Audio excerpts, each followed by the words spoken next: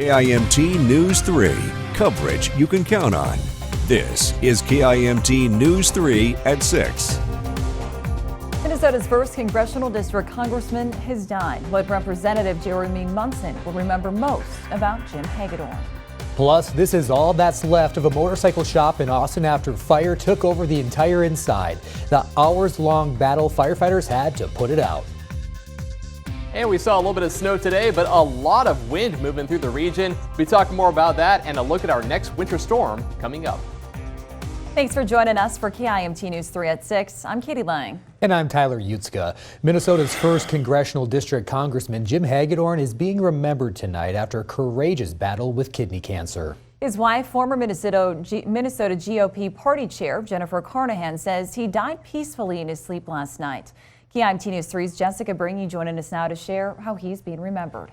Jess? Katie and Tyler, lawmakers and politicians from across the state are sharing their condolences. Senator Tina Smith responded to his passing saying, quote, Jim Hagedorn and I worked on opposite sides of the aisle, but both worked to serve the people of Minnesota. No one should be taken away from us at such a young age. Thinking of Jennifer and all of Jim's family, Senator Amy Klobuchar also issued a statement saying, quote, I'm saddened to hear about the passing of Representative Hagedorn. He was a fighter for his constituents and a friend to so many, including me.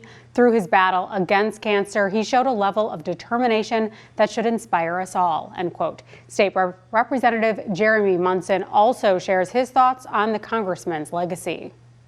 Politics with his father serving in Congress, he got to see firsthand what a difference someone can make in Congress in learning about the issues, and he really got to learn how our republic operates.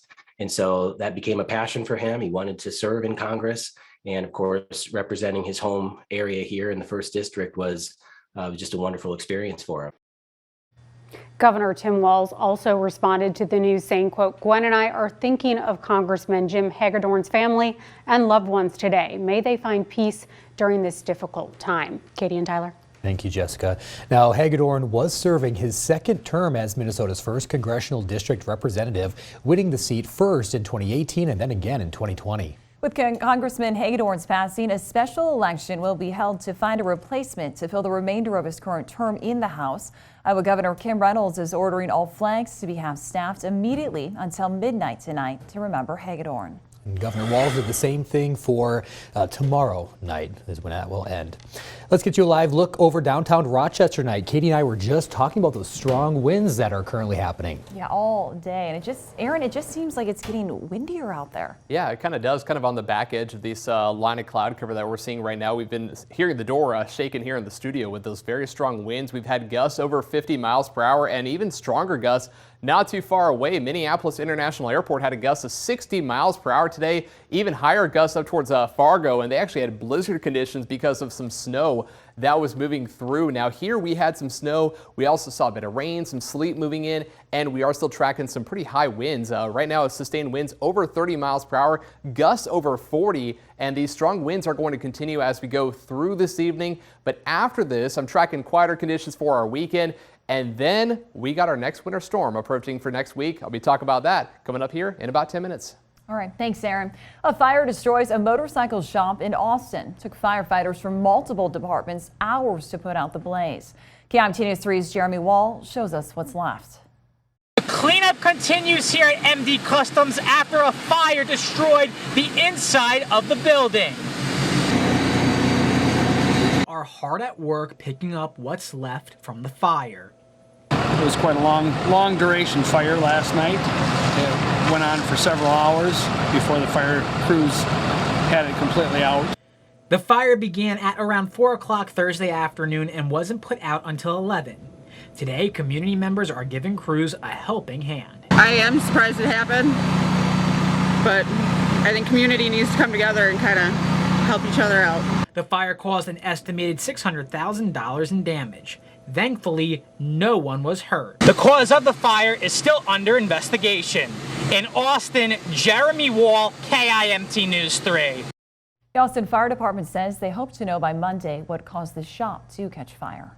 A water main break forced an Austin school to close this morning. Austin Public Schools says the water main break happened in the basement of this school. That's Banfield Elementary. The building shut down so Austin Utilities could shut off the water and clean up.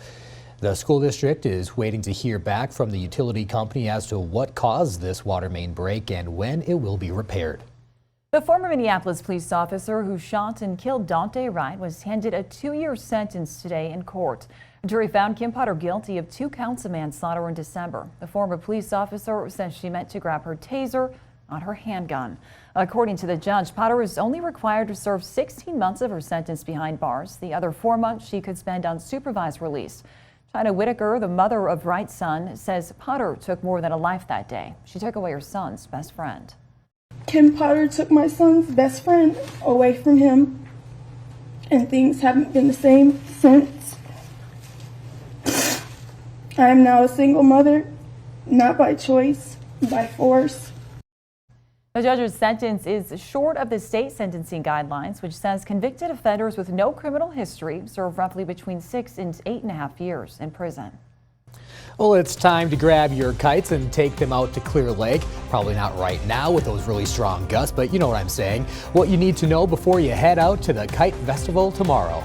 Plus, if you have to be treated for COVID-19 at a hospital, you better be prepared to hand over a lot of cash. What you might have to pay if you find yourself in the ER.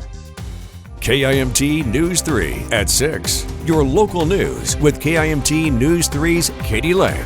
Tracking storms with Storm Team 3 Chief Meteorologist Aaron White.